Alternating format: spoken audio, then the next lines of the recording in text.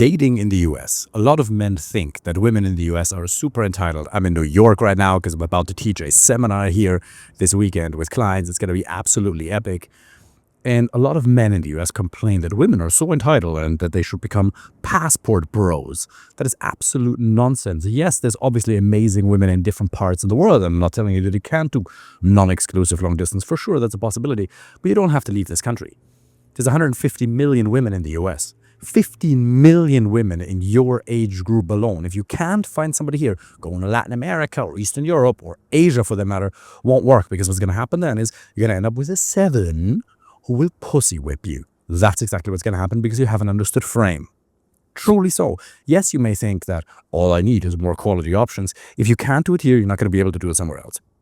You won't, because you will be liked for the wrong reasons. David Fernandez from Brazil. Yeah, I know what. I met her in Dublin. Okay, in a pub in Dublin 6.5 years ago. Entirely different context. And also I have more than enough dating experience in 25 countries. All right. So it's truly an educated choice, if you will. If you're somebody who wants to find the right girlfriend or wife for a meaningful, loving relationship, all you have to do is either get on dating apps or Instagram or approach in person or your social circle. But you're not going to do it because you haven't resolved it within you. You haven't actually made a decision that this is an area in your life that you must fix. Yeah, maybe I should someday. I'm busy right now, but eventually I will. Eventually, when I'm in perfect shape, then I will. When the clouds are gone, when the skies aren't gray anymore, when the hoes aren't hoes anymore, right? So whatever excuse might come to mind. It is either an assumption of internal responsibility or blaming the external. The only reason you don't have a result that you want in your life is because you haven't made a decision that it's a must to get it. Tony Robbins made a post about this on Instagram today, actually, I believe, and he's been talking about this for 40 years. But the distance between must and should, that's where your dreams become reality. I should get on dating apps. I should build a good profile on Instagram. I should do some approaches. I should work on my confidence and my mindset and my limiting beliefs and my communication, whatever. You should all over yourself, and then nothing gets done. You can live in the best city in the world for dating, New York, arguably. There's other amazing cities in the world, of course. But you can live in a city like this and still not get it done? Really? What has to happen? So what I would like to offer you is to simply reflect on the last 5 years of your life and ask yourself, what has it cost you to not have the right woman by your side? What is it costing you right now? What is it going to cost you in the future? How is it negatively impacting your performance at work, your overall sense of happiness and purpose? Maybe you go to family dinners and see your brothers or your sisters with their kids. Most of your friends might already be married and you see the loving relationships they have, but you don't really have it. Maybe you're invited to weddings and you don't want to be the only one. Maybe you have a nice car, but the seat is empty. Maybe you have a nice house, but you come home to an empty house every day. Find what is your leverage, what gets you to take action. Tony Robbins says, change is never a matter of ability. It's always a matter of motivation or drive or motive or your reason why. If somebody were to threaten the well-being of some of your family members, who's the person you care most about? Your mom, your dad, your children? You would say, hey, they're going to die in a year if you don't fix this. If you can't find an amazing partner in the next 6 months, that person is going to end. You would find a way. Of course. Well, all of a sudden it's of course. 2 minutes ago, it was an impossibility. Can you see how it's not ability? If it must get done, you absolutely will. But you haven't made it a must. And until you actually resolve it, doesn't matter whether you live in New York, whether you're tall or good looking or short and jacked or rich or ugly or ginger or not, or vampire teeth. It doesn't matter what your positive attributes are, how many advantages you have, how many disadvantages you have. You'll always keep blaming the external. You'll always keep delaying it.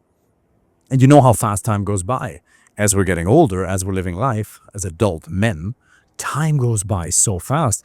And I'd just love for you to have the experience of having an amazing woman by your life that you can wake up next to. The joy that comes from it. But you have to assume the responsibility for all of your outcomes.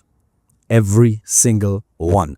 Be it your body weight, be it your mood, your happiness, alcohol, or the lack of the consumption thereof. Hopefully I don't drink any alcohol. I hope you don't either. Or I hope at least you massively reduce how much alcohol you actually consume, because it's such a pussy habit. It really is a pussy habit. I'm not saying that you can never drink again. Of course not. But if you need it to be able to do an approach, well, there's a lack of confidence missing. You might be very confident. I work with the guys, a lot of men who are very confident in their career or their business. They don't have the confidence in this area to get the type of woman they actually want to see themselves with for the long term. And as long as you keep blaming the external, you'll never get it. The reason you've been able to achieve what you have in your career or your business or a hobby or your health is because you assume the responsibility and you stop making excuses. Maybe you're particularly fit. Well, you started counting calories, you started going to the gym, you got a trainer. You have a system that produces results in your work. You have a system that produces results. You're not reinventing the wheel all the time. I believe my grandfather was a neuroscientist in Germany. My father works in medicine, one of the smartest people that I know. Because I was talking to a client the other day, and I was saying, outside of rocket science, nothing's rocket science. And I was like, hey, my grandfather was a nuclear physicist, I believe, something like that. I have to check. But some sort of a physicist in a nuclear facility, I believe that's what he was. I got to ask my dad again. They were all dead. All of my grandparents were already dead before I even met them, right? But I realized, oh, wow. But even in rocket science, you don't reinvent the wheel all the time. Even there's processes and systems. Same with dating and relationships. There are processes that get you quality dates, that resolve the blind spots in your communication. Confidence is a system. There's levers for how to turn confidence on. I've been going to personal development seminars for 15 years. I've learned from some of the best people in psychology. You can learn to turn confidence on whenever, wherever you need to. I'll be teaching a seminar here in New York. I'll be with the guys 12, 14 hours a day for 2 days. 12, 14, 16 hours a day for 2 days. Imagine if I were to just hope to be confident or just don't feel like it today. I have systems and processes and rituals that guarantee for a fact that I'll have the levels of confidence to be able to deliver for these guys so they can get the results. And I would like you to establish these same rituals in your life so that you have the confidence you need when you get to the date to show yourself in your authentic way, not in my way, not in somebody else's way, but in your way. But it comes with the assumption of responsibility. And it's not blame. It's a thing, your fault. That's past facing. That's disempowering. It's saying, oh, if it's my responsibility, it means I'm in control.